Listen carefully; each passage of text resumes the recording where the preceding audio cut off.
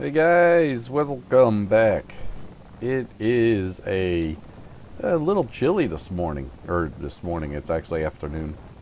Um, it is overcast, it's been like that, it's breezy. Um, I've got my wind jacket on, thin gloves, but I bet it's not, I don't know, not much over 60 if it's 60 degrees. So it's a little bit chilly. Um, Compared to the past weekend, if you looked at the other videos like Sunday and um, Friday, well, actually Friday was raining, but Sunday was beautiful. I had no jacket on, just a t-shirt.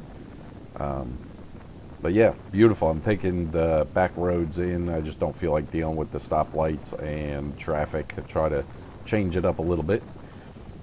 Started looking around for oil filters for this thing because over 2,000 miles. At 3,000 I want to change the oil. The oil for it, for all the oil you need for this thing, would run you somewhere close to 50 bucks.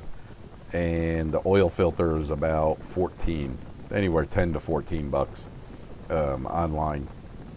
If you take it to a dealer, they will do that, change the oil filter and add the oil, check your gear case fluid, check your rear end fluid, change your air filter, which if they just put the same Fram junky stock filter in it, I mean, that may run you 10 bucks.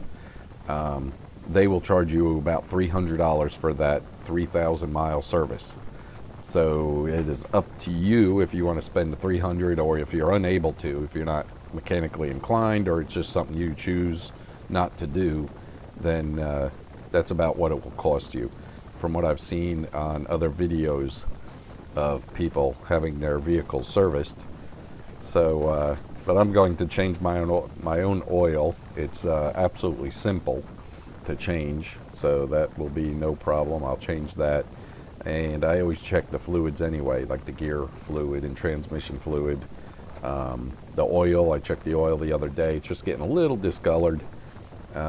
I'm just over 2,000 miles, so I'm thinking probably by the end of May I will give it the oil change, and I'll clean out the air filter and re-lube it, since I got the K&N air filter in it. I started looking at tires. These are the Kendas. I looked at the same brand, same size and all that. The rear tires right at about 100 bucks. They're probably going to charge you another close to 100 probably to mount and balance it. If you take it off the bike and bring it to them, it'd probably be cheaper. You get that 65 millimeter 12-point socket, and you could take the tires off yourself. But that's it. So it'd be right around there, about $100 for the rear tire. The front ones were 75 bucks each, somewhere in that area. So, and Dunlaps were about the same. So that's just to give you a ballpark of what the tires will run on this thing. I'm hoping to make it at least 2 years on the tires. If I don't behave, the back tire is going to end up getting replaced a lot sooner. It's just too dang fun though. Oh my gosh. It's just fun to play with, and it's so controllable. It is neat. If you're in eco mode and you go to give it the gas hard, listen to the tire or whatever, it will really choke out the engine quick. I mean, it drags it down real hard to get you traction. So just remember that you're not going to be able to play that aggressively in eco mode. It will choke the engine down. So yeah, this is that road. You've seen this before many times. Sunnymead, and it's the one with the big hump. Crazy hump in the middle.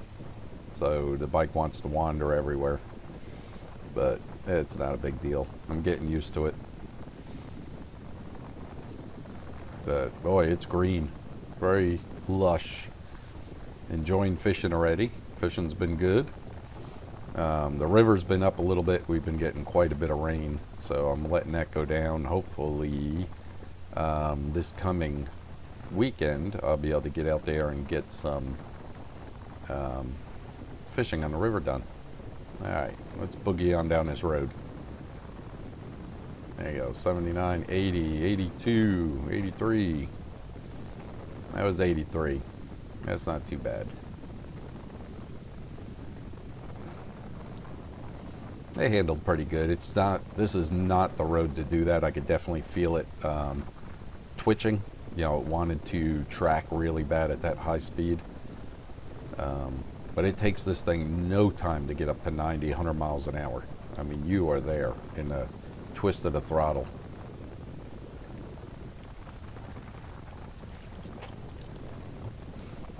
Seen a bunch of comments. People are questioning or asking about the shocks. You know, what shocks did I put on it? I never replied. I thought I did comment back. It may not have been on the video with the shocks when I was painting them. Those are just the stock shocks. I took them off, took them apart with a spring compressor and sprayed, or I used the paint that I used on my calipers. I think it's the G2. You can find it on eBay. They have every color under the sun for you to do. And just cleaned them up really good and started painting them. That was it. And I did that and the calipers all in the same night. And I love it. Very, very durable. It's like an epoxy paint. Worked out really good. I am still trying to find some time to finish up the red on this. I'm going to come down over the gas lid, and then I'm going to do the stripe on the rear fender, just like about a 2-inch stripe right down the center of the rear fender. I just got to find time. I've got so many little projects with this thing going on and trying to finish up the vehicles at the house. Now that everything is up and running, and luckily it only cost me about $100 between the Jetta and my son's truck, replacing the brake lines. It's an older antique truck. And it had a couple pinholes from corrosion, so we just replaced the brake lines. You're better off doing it that way. So those only ran me maybe $20 at the most, and the new ignition I got on eBay with a key and everything, which I couldn't use any of that. I found out I had to use the old electronic parts of the key ignition because it's linked to her car, you know, through the gauges and security system. And it just causes havoc, you know, otherwise, and it costs you a fortune to have it reprogrammed from the dealer. So I just use the same ones, no big deal. The mechanical mechanism of the key turning in the ignition is what actually goes bad on the Jettas. The Volkswagen's right around 150,000, and she's at 160, 170. So it was due. Yeah, luckily between those two, it only ran me about $100. And I did all the work. It took me, a week or so, but no big deal. I don't mind. And now I get to get back on schedule with this and get the canoe in the water and fish. That's my game plan, and I'm sticking to it. What else? That is it. I got a few replies on that. They want to know what shocks I had. The lights, I've gotten many of those, and I have sent the link to a bunch of people where I picked them up. They were 20 some bucks, and then the little red switch over by my left hand, I think that was like $8, is the one that operates it with the little relay and everything. I'm thinking about doing some more red accent lights on it, but you really can't drive with them, so I'm not too anxious to do it because it's pretty much a waste of money. Just to have them on while you're sitting around, and I am not going to do it while I'm driving and attract even more attention from the law enforcement. That's one thing I don't want to do, is attract too much attention. So, but brake lights, I am going to add 2 strips, LEDs. They're about 6-inch, one on each side, I think under the seat, and attach that to the brakes. So that way when you hit the brakes, you get more brake lights. I'd like to put them on the front fenders, right where those little red, oh, it's like I'm stretching my back. Oh, okay, that felt better. I had to stretch my back out, getting a kink in it. Yeah, right at the front fenders pointing backwards, I got like red reflectors. I would love to put them there. So you get the 2 on the back fender, and then those 2 red ones, which would really light up when you hit the brakes. anything for people to see you if they're looking down at their phones or just not paying attention. That's the last thing you want to do, is get rear-ended on this thing. That would not be fun. Let me see what else. But that's it. If you notice, I don't put anything on my handlebars. I don't, put my phone mount on there. I don't need that. I don't need a GPS system. No speakers. I like the peace and quiet to just relax and drive.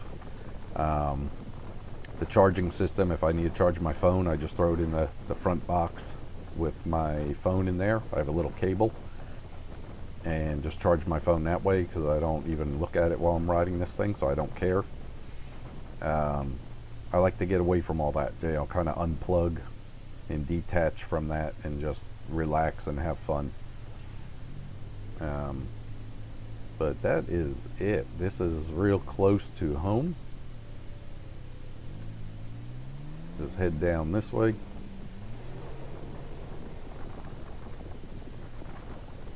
I'll tell you, that thing has quick pickup. I love the pickup on this thing. And it is just amazing that the power to weight ratio. I wish they would put, or I hope they come out with the new models, one, to get rid of all the bugs that they have on this one, learn from it, feedback from the customers, and two, maybe put the 1100 series in this like they do on the Spider FS, I think it is. It comes with the 1100 motor. That would be cool. Put an 1100 on this thing, and being so light, that would be a huge seller. I think it would be. That would be a crazy, crazy roadster. Definitely would sell this, or let the wife have this one and I'd buy one. That would be intense. But that's it. My road's coming right up here. Don't swing in there, and everybody have an enjoyable week. Enjoy yourself, be safe, and thank you very much for watching. If you have any suggestions or any comments, just leave them below. I'll talk to you soon. Bye.